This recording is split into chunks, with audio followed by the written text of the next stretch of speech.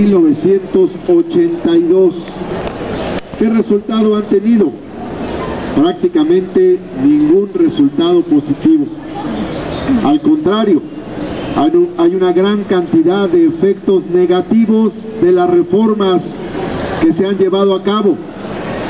Simplemente habría que decir que en los 30 años anteriores a 1982, de 1950 a 1982, la economía del país creció al 6.5% anual.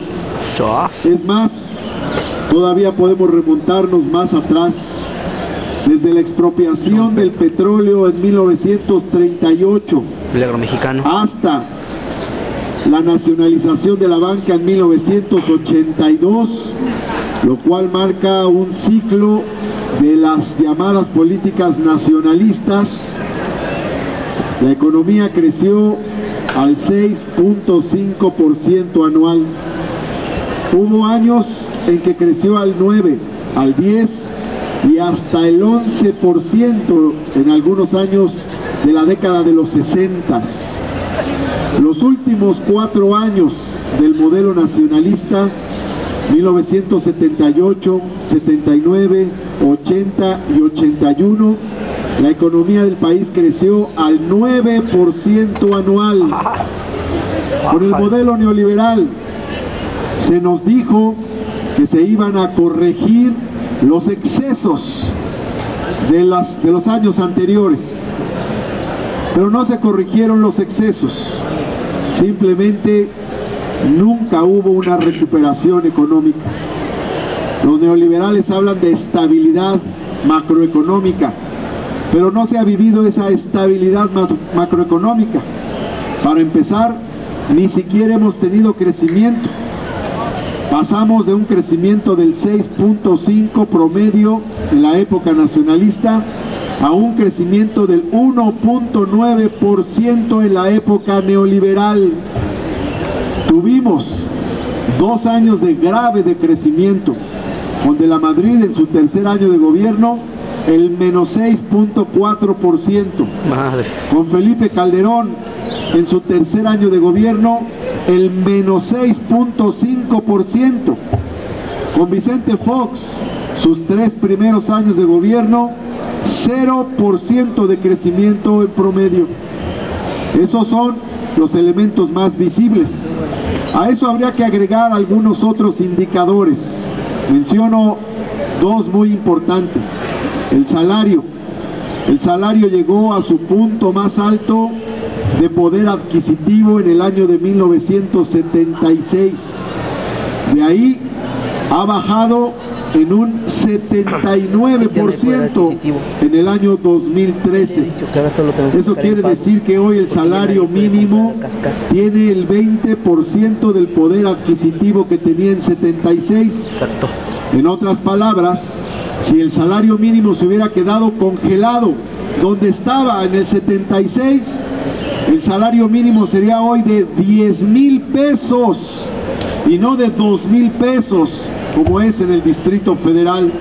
Estoy hablando del salario mínimo, porque hoy 5 salarios mínimos, que a algunos les parece demasiado, constituyen apenas lo que era el salario mínimo de 1976. El otro gran indicador importante es el de concentración de la riqueza. Todavía en el año de 1987, ningún mexicano aparecía en la lista de los hombres más ricos del mundo que publica cada año la revista Forbes. En otras palabras, ningún mexicano había llegado a tener una fortuna de $1,000 millones, que es el requisito para entrar a la lista de la revista Forbes. Pero al comenzar el sexenio de Salinas, en 1988, ya apareció un mexicano. Slim. En el año siguiente 2, para 1991 4. Cuando terminó el sexenio de Salinas en 1994, había 24 mexicanos con más de $1,000 millones de fortuna. ¿Cómo? Si en el año 87 ninguno tenía $1,000 millones. Ah, pero cuando terminó el sexenio de Zedillo, la lista se había ampliado. Y apenas al terminar el sexenio de Calderón, la revista Forbes publicó un listado de 35 mexicanos con fortunas de más de $1,000 millones. Cuando terminó el sexenio de Salinas, los más ricos de México sumaban $40,000 millones. Al terminar el sexenio de Calderón, los más ricos de México sumaron fortunas de $170,000 millones. ¿Cómo es posible? ¿Cómo se explica esto? Si la economía no creció, vamos, si dijéramos, es que la economía creció muchísimo, hubo dinero para todos, el capital creció porque la economía creció, tal vez explicaría un poco, pero ni siquiera fue así. No creció la economía, pero sí creció la concentración de riqueza. Y eso se debió a las políticas deliberadas llevadas a cabo a lo largo de este año.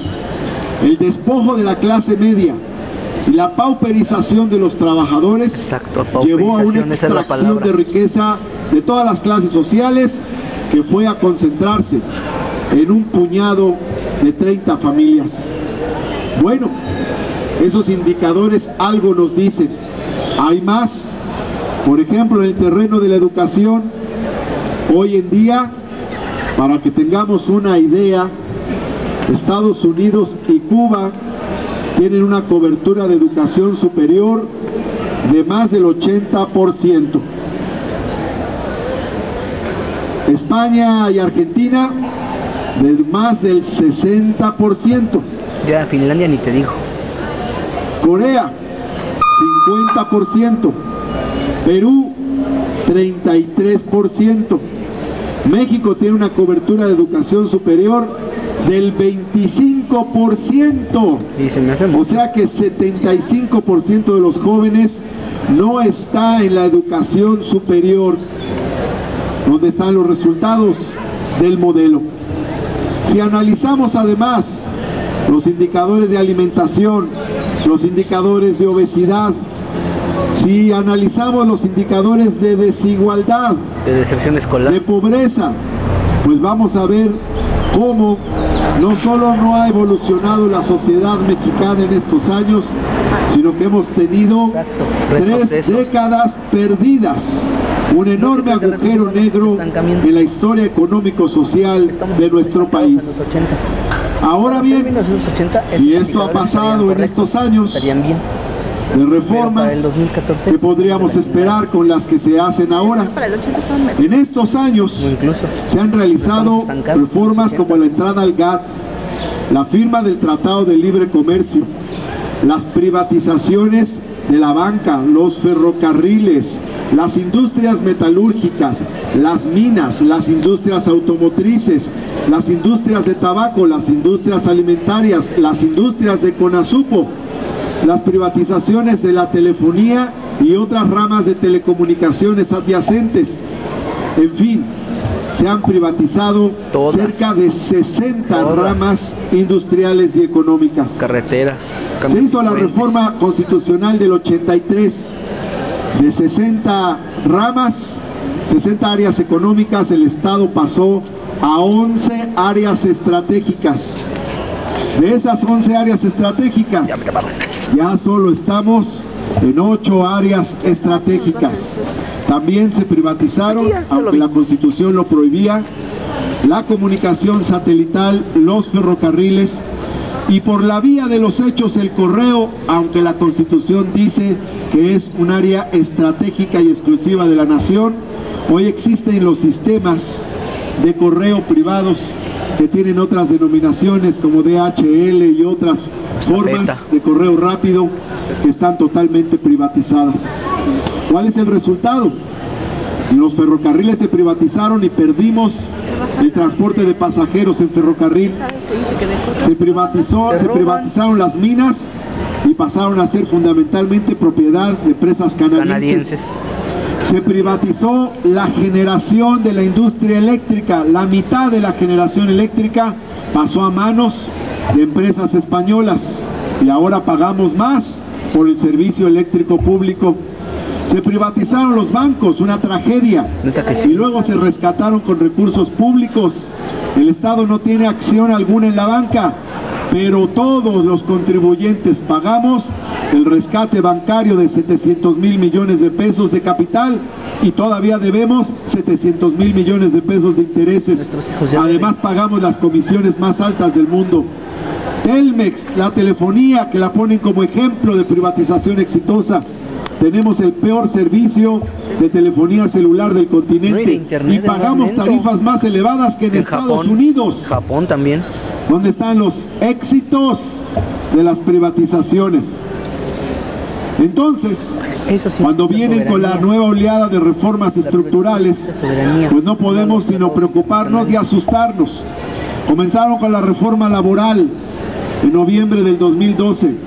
Dijeron que iba a haber 300,000 nuevos empleos, pero nada más las empresas grandes despidieron a 200,000 trabajadores. Sí. Con esa reforma es más fácil despedir. Se pueden contratar a jóvenes por unos cuantos meses a prueba y luego despedirlos sin prestación alguna. Exacto. Se pueden contratar a personas por hora, 7 pesos la hora. Se pueden contratar empresas que a su vez contraten empresas para que los empresarios no tengan obligaciones contractuales con sus trabajadores. En estos días hay un despido masivo en la empresa La Costeña de chiles jalapeños y otras verduras. Todos van a ser despedidos y van a contratar una agencia que contrata trabajadores a su vez. Luego vino la reforma educativa. Por el pretexto de la evaluación educativa, hicieron un mecanismo para evaluar a los docentes, evaluando a los alumnos, de tal forma que ahí donde los alumnos tengan mal desempeño, los docentes podrán ser despedidos, aunque tengan base, plaza, escalafón, antigüedad, no importa. Luego vino la reforma financiera. Ahora con ello se puede meter a la cárcel a un deudor de la banca, un pequeño empresario, aunque la Constitución dice que no puede haber sanciones corporales por deudas civiles. Exacto. Luego vino la reforma hacendaria. Dijeron que no iba a haber IVA en alimentos, pero inventaron un IEPS, un impuesto especial de producción y servicios, con el pretexto de gravar los alimentos chatarra, pero le pusieron impuestos al chocolate, a la avena, a la granola, el jamón de pavo, la pechuga de pavo, el chicharrón, las chuletas, etcétera, que no son alimentos chatarra. Y también eliminaron el régimen de pequeño contribuyente. Y además los locatarios de los mercados y los que tienen pequeñas tienditas, pequeñas papelerías, deben tener ahora terminal electrónica, que a veces ni siquiera les alcanza lo que venden para pagar una terminal electrónica. Pero eso sí, dicen que grabaron a los que más tienen. Luego vino la reforma política. Ahora se podrán reelegir consecutivamente una vez, terminando otra vez, los legisladores y los presidentes municipales, como en la época de Porfirio Díaz. Esas son las reformas de Peña Nieto. También reformaron el Estatuto de Exclusión de Extranjeros en playas y fronteras. Ahora extranjeros pueden adquirir tierra libremente en playas y fronteras. No mames. Bueno, reformaron todo lo que quisieron en un año. Yo tampoco. Hicieron la reforma de telecomunicaciones, nos dijeron que era la gran democratización. Todavía hubo quien dijo cínicamente que era la segunda caída del muro de Berlín, que era como la segunda revolución mexicana. ¿Dónde está la democratización de los medios? Es el mismo bloqueo. En la televisión abierta no ha habido una entrevista a quienes impugnan la reforma energética. Pero eso sí, toda la voz para quienes la promueven. Aunque la mayoría de la sociedad opine en contra, esa mayoría no tiene derecho a dar sus razones en la televisión abierta. ¿Cuál democratización de medios de comunicación? Pero esa reforma permite ahora inversión al 100% de capital extranjero en telecomunicaciones. Bueno, ¿y qué resultados han tenido? Ya no hablemos de las consecuencias negativas, sociales. ¿Ha tenido algún efecto en la economía? Aprobaron todas sus reformas. Nos dijeron que en el mundo, en el exterior, esperaban con ansias estas reformas desde hace años. Y luego, ¿dónde están las consecuencias positivas? ¿Dónde está la respuesta? Ni en el terreno propiamente económico la hay. ¿Por qué? Pues tienen ustedes ahí el crecimiento pobre del año pasado. Esperaban más de 3 puntos de crecimiento económico, creció la economía 1.8. Y 3 puntos en la Ahora, en el primer trimestre de este año, creció la economía 0.6%. Al mismo ritmo terminaremos en otro 1.8. ¿De qué sirven esas reformas? No le sirven a la economía del país, no le sirven, obvio es decirlo, a la gran mayoría de los mexicanos, no le sirven a los empresarios, ni siquiera, porque con la reforma hacendaria provocaron recesión, disminución de ventas. No le sirve a la pequeña empresa, al pequeño comerciante establecido, porque lo ahogan y lo truenan. No le sirve al mercado interno. ¿A quién le sirve? Le sirve a un grupo muy pequeño de mexicanos, y sobre todo le sirve a las grandes compañías extranjeras. La cereza en el pastel de estas reformas de Peña Nieto, la joya de la corona, es la reforma energética. Disponiendo de lo que no es suyo, disponiendo de lo que es de todos los mexicanos, entonces ahora deciden que se van a compartir las utilidades. ¿Y de qué tamaño son esas utilidades? No estamos hablando de las utilidades de una tlapalería, estamos hablando de 100,000 millones de dólares al año, 1.250.000 millones de pesos al año. Estamos hablando del mayor negocio del mundo, que es el petróleo, porque México tiene petróleo y el petróleo ha sido de la nación. Y entonces el país se queda con la renta petrolera, y esa renta va a dar al presupuesto, y el presupuesto se hace con el petróleo, y con ese presupuesto se hace el presupuesto social. En otras palabras, para que me entiendan, el presupuesto de la UAM viene fundamentalmente del petróleo. Porque si no tuviéramos ese ingreso, apenas alcanzaría para pagar la nómina de quienes laboran en el aparato de gobierno. Pero gracias al petróleo tenemos recursos para el gasto social, para el gasto educativo y otros gastos. Las carreteras, las tomas de agua, los servicios de salud, el salario de los doctores del ISSSTE y del IMSS, el salario de los maestros, todo eso se paga con el petróleo.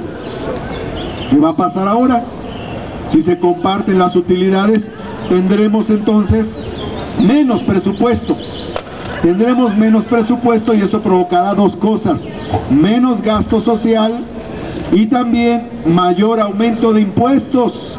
Una reforma, entre comillas, hacendaria cada año, que no es más que un vulgar aumento de impuestos a las clases medias y a las clases populares. Y luego también tendremos otros efectos nocivos: disminución en nuestro ingreso de divisas, porque esa es la parte fundamental que hace las divisas en el país. También pérdida escandalosa de la soberanía nacional y también del control público regional. Si estas compañías transnacionales, la Shell, la Exxon, la Halliburton, la British Petroleum, entre otras, ponen y quitan gobiernos a su antojo en Medio Oriente, que no tendrán poder para quitar y poner al gobernador de Tamaulipas, sociedad de por sí muy fracturada, o al de Veracruz? Pues claro que sí. Entonces, por eso la sociedad mexicana no está de acuerdo. Pero no basta con no estar de acuerdo, no basta lo digo con claridad, no basta con burlarse de Peña Nieto en el Facebook. Ahora, actividad muy socorrida en la juventud universitaria de nuestros días. Deja de burlarte del Peña. Hay que pasar a la acción. ¿Qué hacemos? Ha habido movilizaciones, ha habido cercos a los órganos legislativos. El gobierno quiere decirnos que esto ya se acabó. Escogieron el día que empezó a jugar México, sí, claro, para comenzar la discusión. Qué conveniente. Para que nadie se entere, o muy pocos se enteren. Pero sí hay cosas que hacer. Por ejemplo, es que yo no veía. Una herramienta que tenemos ahora es la consulta popular. En el 2010 se metió a la Constitución el concepto de consulta popular. ¿Dónde? No querían reglamentarlo. Estoy hablando del 2010. La ley reglamentaria se aprobó hasta el 2014. Hace unos 3 meses se acaba de aprobar. Pues existe esa ley. Tiene muchas limitaciones. Tiene todos los obstáculos del mundo. Porque para que exista una consulta popular se requiere o que la convoque el presidente o la tercera parte del Congreso lo pida, o el 2% de los mexicanos que están en el padrón electoral. Este es un resquicio, una ventanita que tenemos. 2% de empadronados es 1.600.000 mexicanos. Si 1.600.000 decimos queremos consulta popular sobre este tema, se tiene que hacer. Ahorita quiero firmar allá. Claro que hay obstáculos en el camino. Imagínense ustedes, no basta con poner nombre y firma, sino que hay que poner nombre, firma, la clave del lector, que son muchos numeritos, y otro número que se llama OCR, que nadie conoce, que se encuentra en la parte trasera de la credencial del lector. No nos la traigo. Pero además de eso, se requiere hacerlo en un formato especial aprobado por el Congreso de la Unión. Si se usa otro formato, no sirven esas firmas. Pero además de eso, las firmas van a ser validadas por el Instituto Nacional Electoral, el viejo IFE, que ahora se llama INE, es lo mismo, y es el que va a decir si se juntó o no se juntó el 2%, y van a analizar las firmas. Pero además de eso, todavía se requiere al final la autorización de la Suprema Corte de Justicia de la Nación para la pregunta que estamos formulando. Son muchos obstáculos, pero no importa, hay que saltarlos, porque la pregunta no va a ser ¿qué van a hacer ellos? La pregunta va a ser ¿qué hicimos nosotros? Ah, pero ¿cómo tardamos en que nos caiga el 20, verdad? Apenas cuando se aprobó la reforma energética, ya mucha gente decía, no, si era de verdad, si querían privatizar el petróleo. Porque muchos, creyendo el discurso de que no era privatización, sino modernización. ¿Qué modernización y qué 8 cuartos? Es chatarrización de Pemex para que entren las transnacionales. Entonces, utilicemos la consulta popular, reunamos las firmas y obliguemos al gobierno a la consulta. Si se juntan 2 millones de firmas, ahí está la mesa donde pueden firmar, por cierto, todos. Si se juntan 2 millones de firmas, 1.600.000, pero hay que juntar más, hay que juntar 2 millones. Entonces, si pasamos todos los obstáculos que ya comenté, el próximo año, el día de las elecciones, se agregará una boleta a las boletas para elegir diputados, jefes delegacionales, presidentes municipales. Se va a agregar una, con una pregunta que diría: ¿estás de acuerdo o no en que se otorguen concesiones o contratos a particulares, nacionales o extranjeros, para la explotación del petróleo, el gas, la refinación, la petroquímica y la electricidad? Y cada mexicano votará sí o no. Habrá un recuadro que dirá sí y otro cuadrito dirá no. Es que tampoco lo Si gana el no, se echa abajo la reforma energética. Ya no digamos las leyes secundarias que ahorita están elaborando y aprobando, sino desde la reforma constitucional aprobada el año pasado, se echaría abajo. Entonces, recurramos a todos los resquicios. No solo es una cuestión importante en esta coyuntura, es en buena medida el futuro de las próximas generaciones. Es nuestra industria, es nuestra economía, es nuestra soberanía nacional, es nuestra fuente principal de recursos. Yo los invito entonces a que participemos activamente, que trabajemos, que promovamos la consulta, que no nos quedemos con los brazos cruzados, que no digamos después, no hice nada, sino que aportemos un granito de arena. La gente está firmando, pero claro, no nos han invitado de ningún programa de televisión para hablar de la consulta popular, ni lo harán. Pero en la UAM sí nos invitaron a hablar del tema.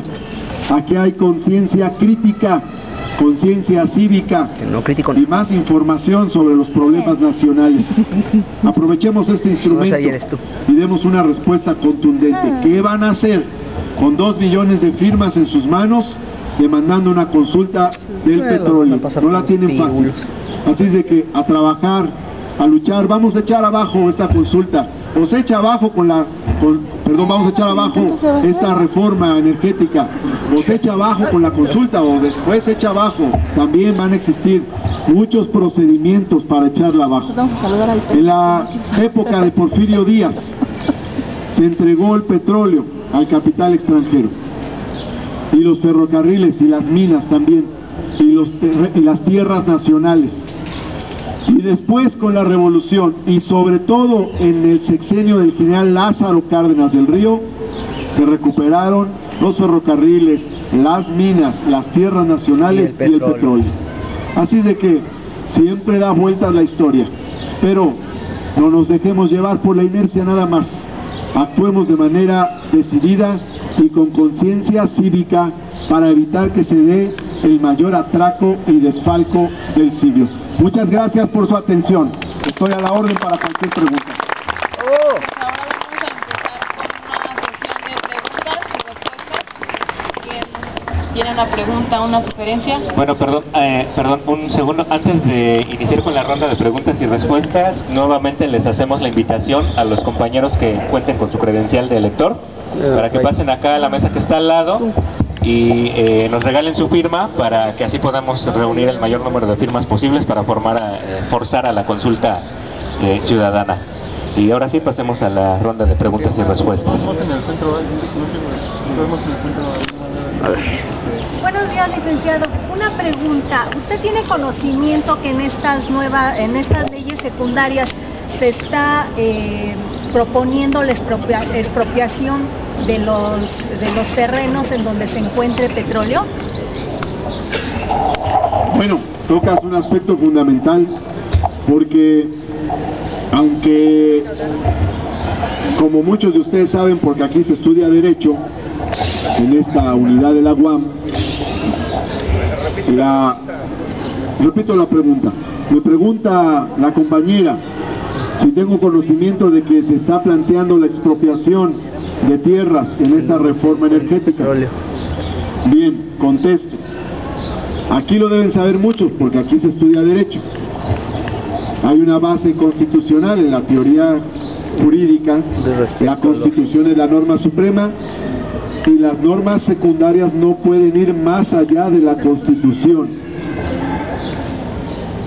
Entonces, sin embargo, además de lo que ya significó el atraco de la reforma energética en la Constitución, en las leyes secundarias pretenden ir más allá.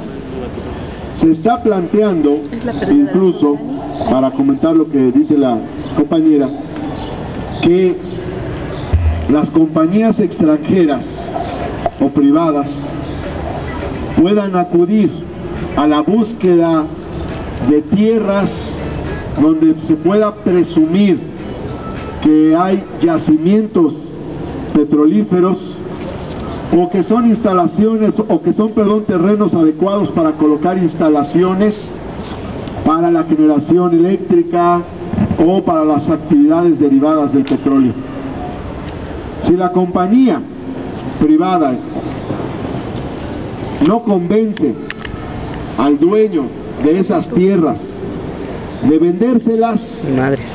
puede acudir al gobierno y el gobierno invitar al propietario a venderlas al precio fijado por el propio gobierno. Y si el propietario no acepta, pueden ser expropiadas Hijos. para entregarlas a la compañía Extranjeros. extranjera. Sí. Es el mundo al revés. Hijos de su pinche madre. Es una, discúlpenme la expresión, Chingadera. es una impudicia y una inmundicia. Es una salvajada, Es una es un chingadera. insulto. Entonces ahora la expropiación se convierte en un instrumento contrario para el que fue creado. La expropiación es un instrumento para garantizar el interés público sobre el interés privado. Pero con lo que se pretende poner ahora en las leyes secundarias, se busca garantizar el interés privado por encima del interés general, del interés público. Quiere decir que por encima de todo estará la búsqueda del negocio de las empresas privadas extranjeras. Eso nos recuerda mucho la película de Bruno Traven, La Rosa Blanca.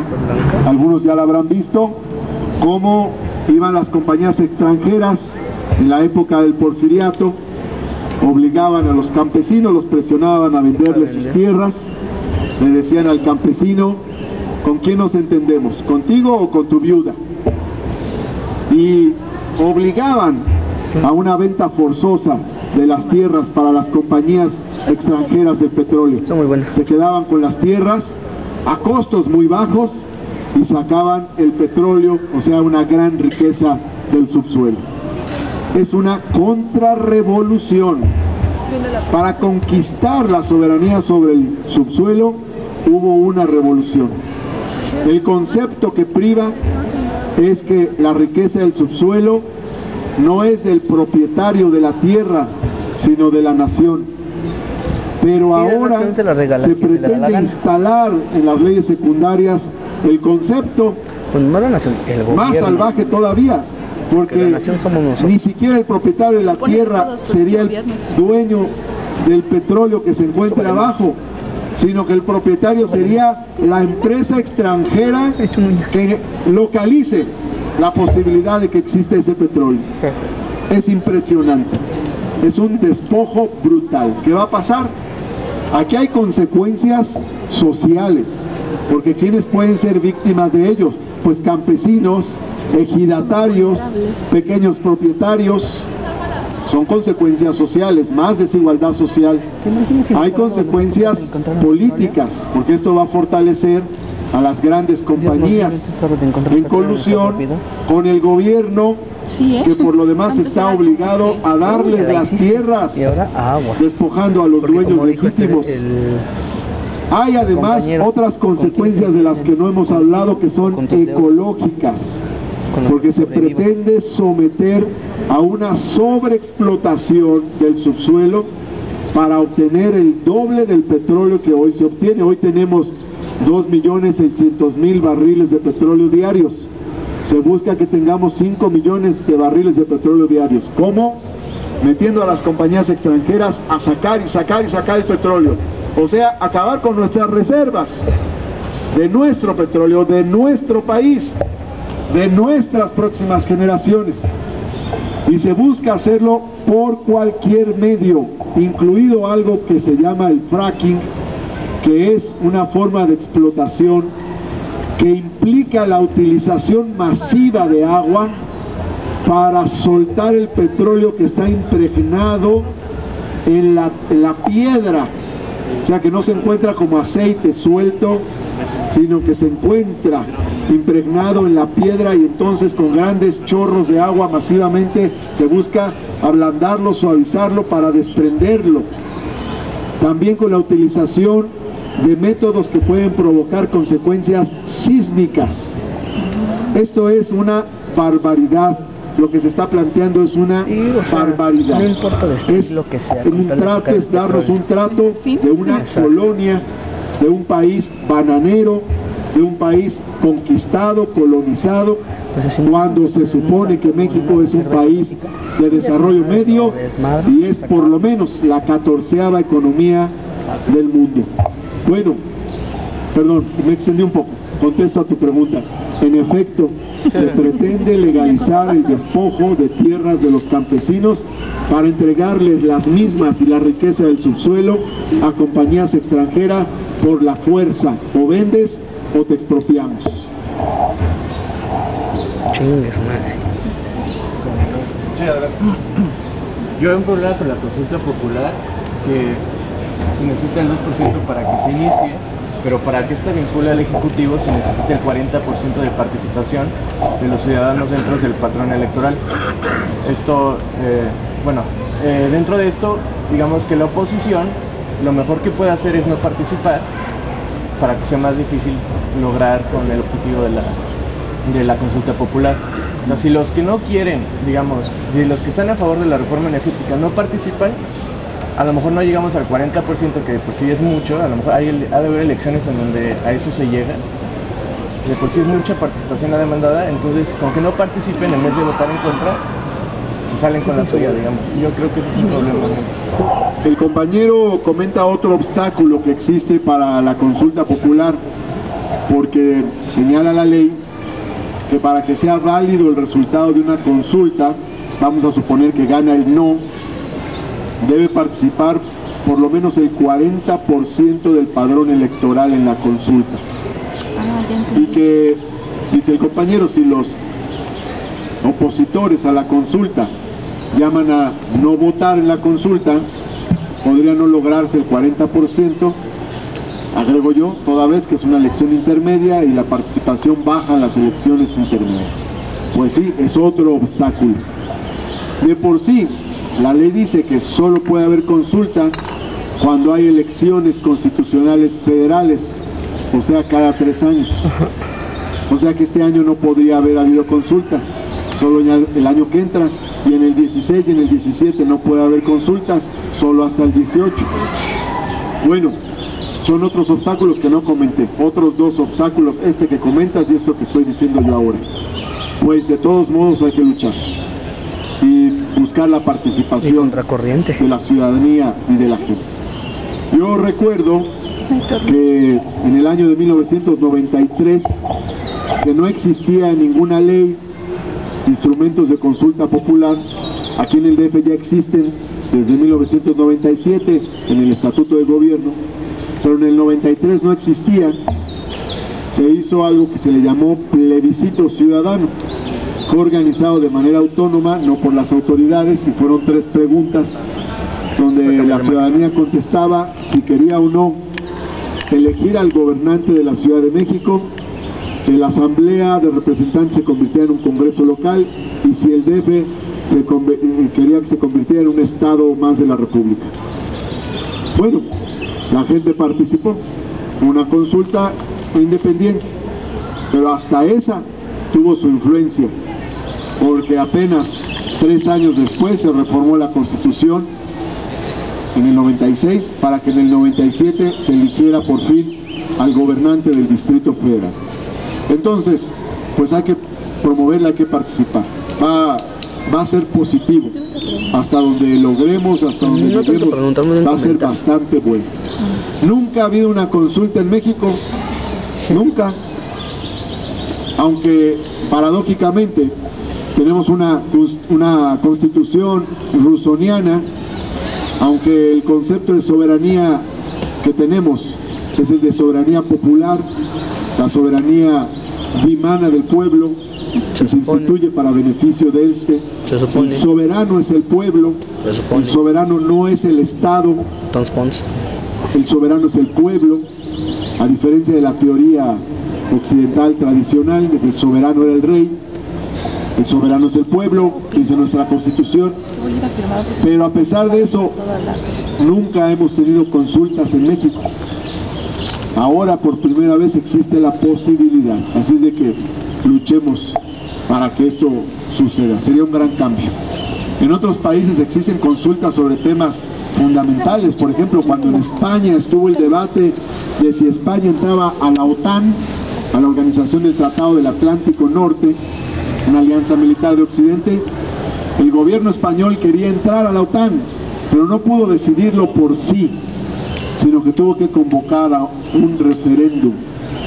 Ganó la postura por muy poco de que sí entraran a la OTAN, pero no pudo el gobierno solo. Lo mismo varios países europeos, para adoptar el euro como moneda, tuvieron que ir a un referéndum. Y en Canadá, cada vez que Quebec se quiere separar de Canadá, tiene que haber un referéndum. Bueno, pues en otros países del mundo existen estos instrumentos. En México, no, hasta ahora. Entonces hay que promoverlo. Es una forma de democracia participativa, de democracia ciudadana, donde la ciudadanía, más allá de la ideología que tenga y del partido al que pertenezca, acude a tomar decisiones. Porque la teoría de la democracia representativa, el ciudadano solo tiene una decisión cada 3 años al momento de votar y elegir a sus representantes. Pero en la democracia directa no solo se elige a los representantes, sino que se toman decisiones. Y esta es una forma.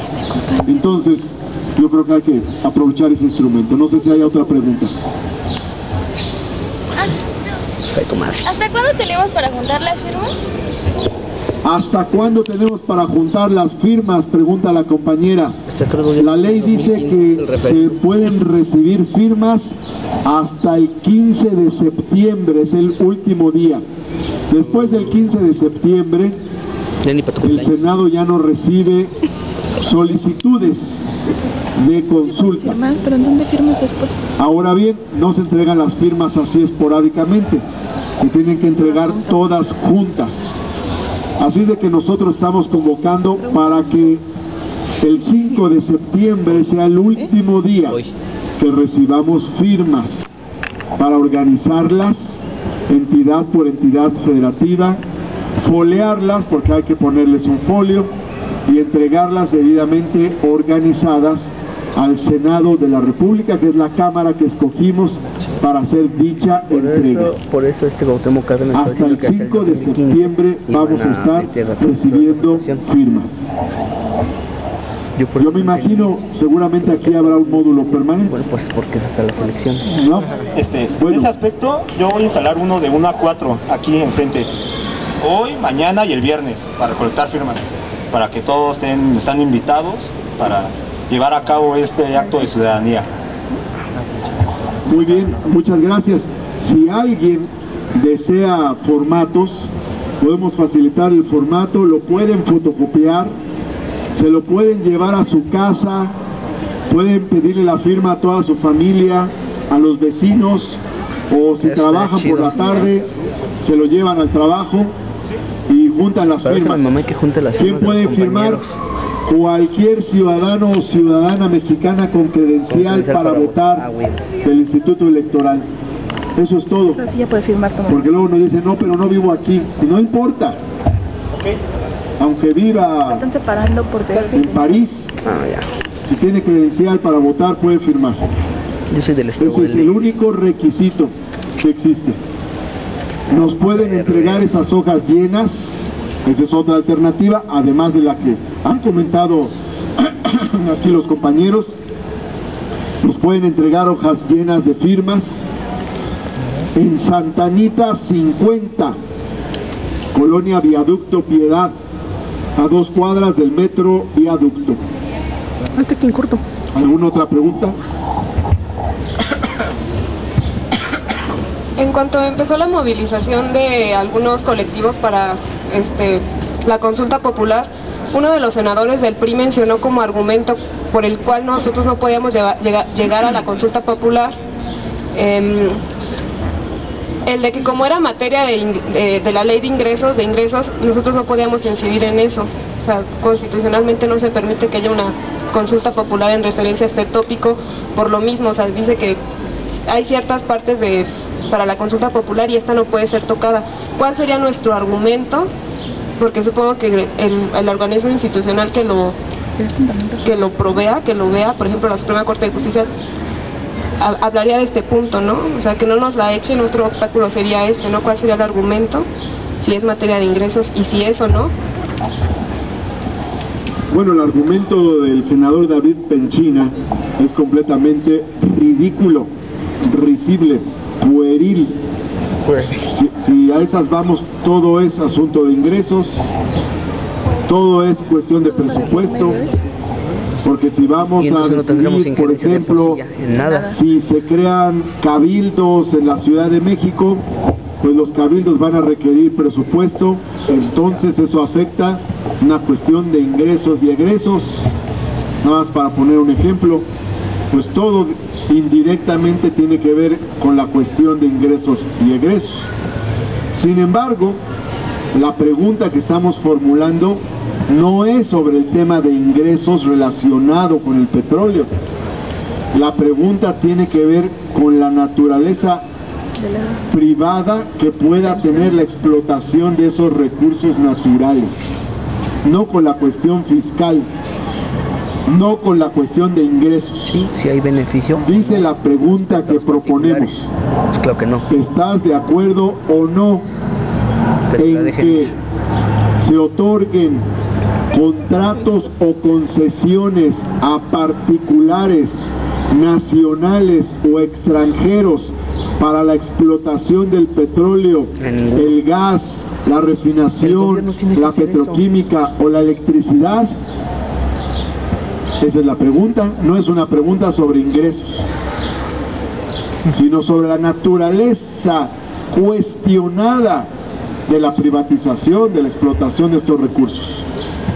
O sea, vamos al meollo del asunto, vamos a la esencia del problema, lo que estamos cuestionando, a eso vamos. Eso dice la pregunta. O sea, ni siquiera en eso tendría razón el senador Penchina. No tiene razón ni en lo general de su planteamiento, porque entonces no se podría consultar nada, pero además no tiene razón en lo particular, porque la pregunta que proponemos no toca el tema de ingresos, sino el tema de si particulares pueden explotar los recursos naturales, o esos recursos naturales. Así es de que está salvada la cuestión legal, y la pregunta está debidamente estudiada y analizada, precisamente porque la Corte tendrá que analizarla. Ahora ahí también reparo en que ese es otro de los obstáculos a las consultas. La ley tiene 10 temas que no pueden ir a consulta popular, la ley de consulta popular. No quiero dejar de saludar a la ex senadora Jacob Polemski, que participó en muchas de esas discusiones, que nos acompaña. Con ella vine aquí por primera vez a una mesa redonda en conjunto. Un saludo para Jacob Polemski, que fue presidenta de la Cámara Nacional de la Industria de la Transformación. Ha sido la presidenta más progresista de una cámara empresarial que hemos tenido en México. Yo acudí como diputado a un evento que hizo la Canacintra cuando ella era presidenta en el año 2001, y me quedé sorprendido de su discurso. Siendo presidenta de una cámara empresarial, defendió, no estaba el tema del petróleo en discusión, pero sí estaba lo de la electricidad. Defendió a la electricidad como un sector público, porque dijo, a nosotros los empresarios nos conviene que la electricidad sea un bien público. ¿Por qué? Porque entonces podemos tener electricidad a bajos costos y producir a menores costos para la población. Pero si se privatiza la electricidad, entonces nosotros los empresarios mexicanos tendremos que comprarle esa electricidad a las empresas extranjeras que nos van a poner el precio que quieran. Entonces yo me impacté mucho con eso y establecí una relación política y también una amistad con Jacob Polemski desde entonces. Ahora, aprovecho además para decir lo siguiente. La reforma golpea a los trabajadores, golpea a las clases populares, pero también a los empresarios. No me quiero ni imaginar qué puede pasar, por ejemplo, en las industrias del gas LP. Ya tuvimos una confrontación muy fuerte entre las empresas de gas LP y las empresas españolas que introducen el gas natural en las casas de la Ciudad de México. Ahí hay un monopolio. La empresa Gas Natural, que en realidad es la Repsol, una transnacional española, es la que tiene el monopolio del gas natural que llevan a las casas, a los multifamiliares en tuberías subterráneas. Cuando explotaron los ductos de gas natural en Tepepan, Xochimilco, entonces hubo un gran debate sobre el tema y una confrontación salió a la luz con los gaseros de gas LP. ¿Qué va a pasar ahora? Hablando de las leyes secundarias. Las leyes secundarias que proponen plantean que se pueden extranjerizar inmediatamente las empresas gaseras. O sea que esas empresas como Flamagas, Gas Chapultepec, TAMSA, etcétera, muchas de las cuales están aquí cerca en Tlalnepantla, que son hoy propiedad de empresarios mexicanos, privados, pero mexicanos, podrían pasar rápidamente a ser propiedad de empresas extranjeras. Bien, adelante. Buenas tardes a todos, soy Miguel Ángel Santillán, estudio Derecho aquí en la UAM. Y bueno, nada más es una pregunta pues que está orientada a la legitimidad de este movimiento de Regeneración Nacional. La pregunta sería básicamente, ¿qué mecanismos y en qué medida Regeneración Nacional va a garantizar que esa consulta ciudadana no sea un acto más de politiquería, en el caso del PRD y los chuchos, o nueva izquierda? ¿De qué manera Morena se va a diferenciar o se va a separar de todo esto que es el PRD, y de qué manera se va a garantizar que esa consulta tenga transparencia, sea un acto verdaderamente democrático y que se respete el resultado de la voluntad popular? Bueno, eso implica varias respuestas. Primero, cabe aclarar, porque todavía esa aclaración no llega, como se dice en el argot político, todavía no llega hasta abajo. Cabe aclarar que ya no estamos en el PRD. Andrés Manuel López Obrador ya no está en el PRD. Y el movimiento Regeneración Nacional es una fuerza política distinta al PRD. Quienes lo impulsamos y pertenecimos al PRD, tuvimos que renunciar al PRD para iniciar este proyecto. ¿Por qué ya no estamos en el PRD? Pues porque todas estas reformas que se aprobaron ahora en el primer año de gobierno de Enrique Peña Nieto, salvo la reforma energética, pero eso fue pactado también, fueron avaladas por el PRD. Reforma política votada a favor por el PRD, reforma educativa votada por el PRD, reforma en telecomunicaciones aprobada por el PRD, reforma financiera votada a favor por el PRD, la reforma que acaban de hacer para despojar a los trabajadores de sus fondos de vivienda con el pretexto de hacer un seguro de desempleo y entregarle dichos fondos a las AFORES, o sea a los bancos, también fue aprobada por el PRD. El aumento de impuestos de la reforma hacendaria aprobado por el PRD. Bueno, nosotros pintamos nuestra raya. Apenas pasaron las elecciones de julio del 2012, ya se estaba hablando de un acuerdo nacional, de un pacto nacional. ¿Pacto en torno a qué? El texto del llamado Pacto por México, que en realidad es un pacto contra México, dice a la letra: promover un entorno de libre competencia en la refinación, petroquímica, transportación y almacenaje del petróleo. Bueno, pues eso es la privatización, eso es lo que hicieron, y eso lo firmó la dirigencia del PRD. Entonces, pintamos nuestra raya, no hay problema, los dirigentes del PRD están en su derecho de irse a la derecha si quieren, pero no con nosotros, así de que nosotros iniciamos otra historia. Eso es Morena, una historia diferente. Ahora bien, en lo que tiene que ver con la consulta del petróleo, nosotros estamos planteando una pregunta distinta a la del PRD. No estamos juntos en esto. Bueno, no estamos ya juntos en nada. Tenemos un planteamiento propio. Estamos juntando nuestras propias firmas. Alguien me preguntaba, algún reportero, oiga, pero ¿por qué no van? ¿Por qué no van juntos?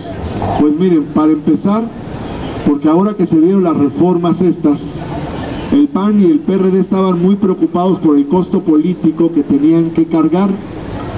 Entonces se pusieron de acuerdo con el PRI. Y en un acuerdo pactaron que el PRD tenía chance de oponerse a la reforma energética. Y el PAN tenía chance de oponerse a la reforma hacendaria. Cada quien para cuidar su nicho electoral. Pero pues eso fue pactado. Imaginemos nosotros que vamos juntos con el PRD y nos negocian a la mitad, llegan a un acuerdo con la Suprema Corte, llegan a un acuerdo con el Instituto Electoral. No confiamos, mejor vamos con la ciudadanía. Hicimos un comité ciudadano para promover la consulta. Está formado por 5 personas que son Elena Poniatowska, la mejor escritora de México; Javier Jiménez Espriu, experto en el tema del petróleo y energéticos; Claudia Sheinbaum, experta en el tema energético; Andrés Manuel López Obrador y un servidor.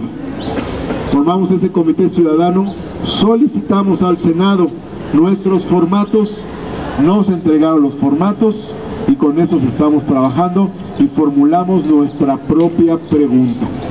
Nosotros no vamos a entrar en negociaciones, hemos dicho, el tema del petróleo no es un tema sujeto a negociación. Sí, comprendo que, bueno, con todo esto que usted nos comenta, es la forma en que se desvincula Morena del PRD. Hasta ahí me queda claro. Pero mi pregunta iba más dirigida a que, bueno, PRD es evidente, se sigue la vía electoral con cargo al erario popular. En el caso de Morena, ¿qué van a hacer ya en actos más concretos para desvincularse y marcar una diferencia respecto del PRD y que no se siga esta vía tanto? O sea, digo, sé que la vía es la electoral, pero vamos a suponer que es lo típico en la historia contemporánea de nuestro país. No se respeta nuevamente la voluntad popular en 2015. ¿Qué va a pasar? ¿Qué va a hacer Morena después de eso? Bueno, la pregunta es para otra conferencia completita. Yo encantado vengo y hablamos de ello, porque son muchos temas. Pero no obstante, no voy a dejar sin respuesta a la pregunta. Muchas cosas se tienen que hacer. Primero, un programa distinto. Nosotros lo que planteamos no es entrar en componendas para avalar las reformas estructurales. Lo que tenemos que hacer es abolir las reformas estructurales. Luchar desde ahorita por echarlas abajo. Una forma es la consulta para echar abajo la reforma energética. Pero también, si no se lograra, al triunfo del movimiento se tendrían que abolir las reformas estructurales. El movimiento va a triunfar tarde o temprano, porque no va a soportar la sociedad mexicana el tamaño de la tensión a la que está siendo sometida, como sucedió en el Porfiriato también, si no podía ser eterno lo que estaba pasando. Entonces, al triunfo del movimiento se abolirán todas las reformas estructurales. Esa es una diferencia fundamental con el PRD, porque la idea del PRD es negociarlas. O sea, ponle tantito de lo mío y ya te las apruebo. No, son esencialmente regresivas.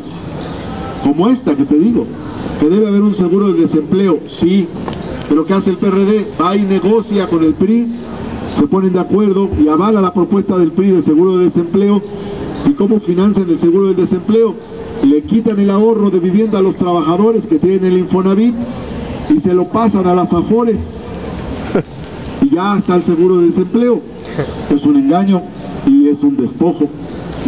Entonces nosotros no vamos a hacer eso. Nosotros decimos hay que abolir esas reformas.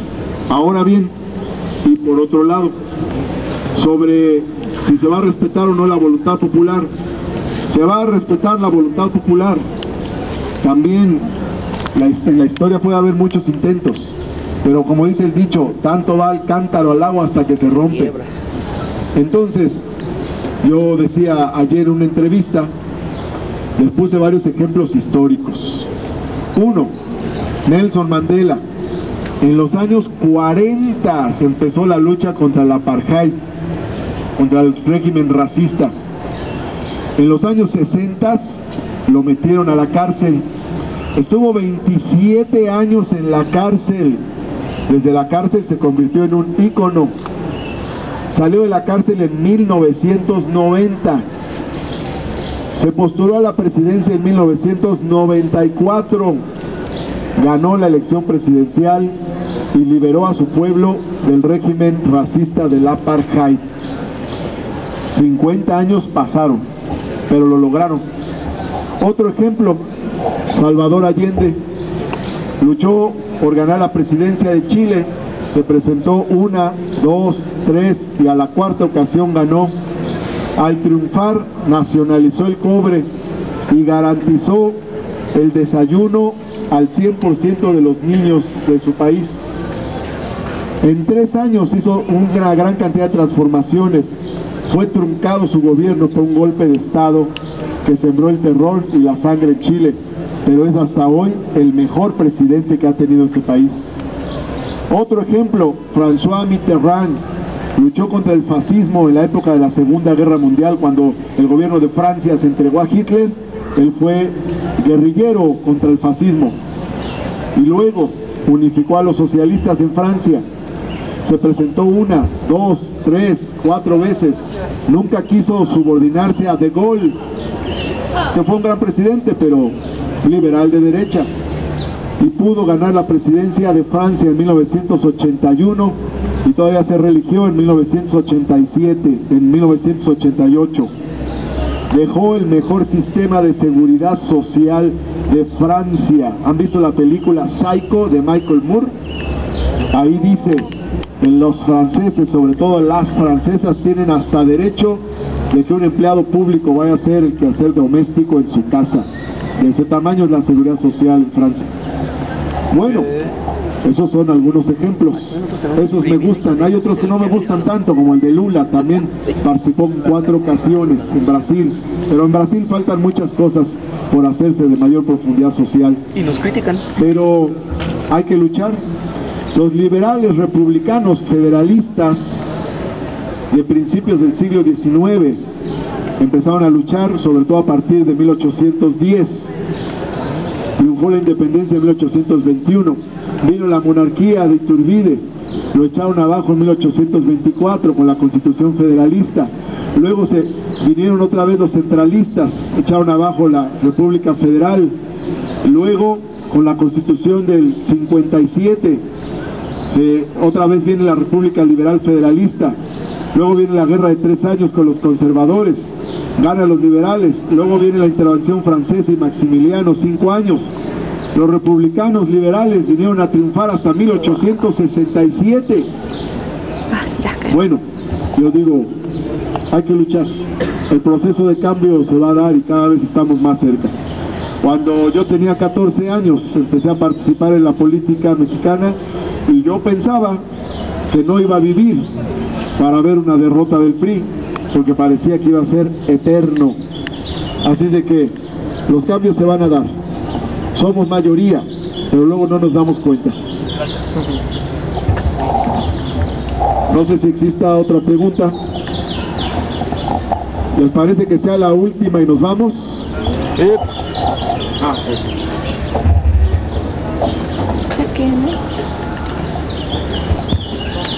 Buenas tardes. Yo tenía una pregunta con respecto a información que he visto en internet. Se ha comentado que se han hecho algunas concesiones ya con lo que es Repsol, que ya están existiendo como negociaciones, por así decirlo, a partir de lo que se aprobó el año pasado. ¿Es cierto eso? Hay negociaciones con la Repsol y otras transnacionales, sí las hay. Pero nada más para que vean qué de rodillas está el gobierno mexicano. El gobierno mexicano va y les dice, ya van a poder invertir, vamos acordando. Y las compañías extranjeras, británicas y estadounidenses sobre todo, le dicen al gobierno mexicano, británicas, estadounidenses, españolas, sobre todo, le dicen al gobierno mexicano, pero reforma tu constitución. No, que las leyes secundarias va a estar muy claro. No, reforma la constitución. No queremos que después nos salgan con que nos van a expropiar, como sucedió en 1938. Queremos certidumbre para siempre, certidumbre eterna. Bueno, pues reformaron la Constitución para darle certidumbre a esas compañías, pero las negociaciones vienen de lejos. De hecho, aún con el marco constitucional anterior a la reforma, ya había muchas concesiones que se habían hecho de manera forzada. Aunque la Constitución decía que en materia eléctrica, la generación, distribución, comercialización, etcétera, del servicio público eléctrico era facultad exclusiva de la nación, con Salinas de Gortari se aprobó la ley del servicio público eléctrico que permitió la generación privada de la electricidad con el pretexto de que había grandes empresas que podían echar a andar su propia generación y ya no le pedirían a la Comisión Federal de Electricidad, sino que se autoabastecerían.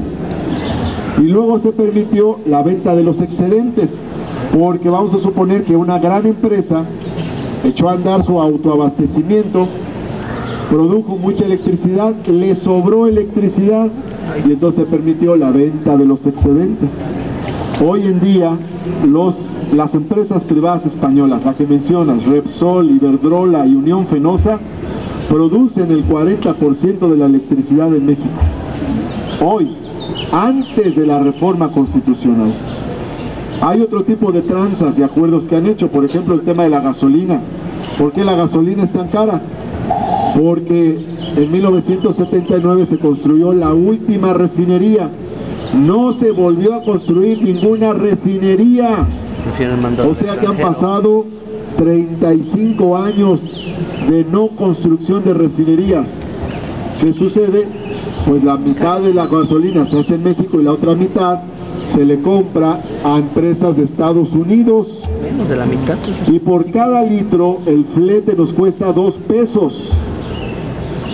Y se invierte en ello 30,000 millones de dólares. Cuando una refinería nos costaría 5,000 millones de dólares. Entonces, ya hay acuerdos con esas empresas desde hace mucho. Ahora que Repsol estaba en problemas, Pemex invirtió en Repsol para buscar salvar a una compañía extranjera. Oigan, pero no es de locos eso, sí. No es de cínicos, descarados, infames, malandrines. Bueno, es que no pueden invertir en hacer una refinería. Ah, pero sí pueden salvar a Repsol. ¡Qué poca responsabilidad! Bueno, pues ya, claro que ya tienen entendimientos con muchas compañías extranjeras. Bien, vamos a escuchar otra pregunta y después les doy otra opinión. Es con respecto a Morena y su registro. ¿Ya está registrado como partido político o aún le falta? Porque hasta donde yo me quedé, el INE les había puesto traba tras traba. Bueno, obviamente que ni al INE ni al gobierno federal les gusta la idea de que exista Morena. Cuando empezaron con lo del Pacto por México y el Acuerdo Nacional y todo eso, se frotaban las manos, ¿no? Porque decían, pues ya no solo tenemos al PRI, sino tenemos al PAN y al PRD. ¿Qué problema hay si hacemos reformas que generen gran descontento? Pues no va a pasar nada porque todos están del mismo lado, nadie lo va a capitalizar, todos vamos a compartir las responsabilidades. No, pues negocio redondo lo del Pacto por México. Y entonces el Pacto por México convirtió, ¿se acuerdan? Porque aquí estudian los temas históricos y sociales, ¿se acuerdan que en los años 50 y 60, 50, 60, 70, existía el PRI, Partido de Estado, y tenía partidos satélites, como el PPS, que era, entre comillas, la izquierda, totalmente controlada por el gobierno, y el PARM, otro partido de revolucionarios, de militares retirados, conservador, totalmente del gobierno.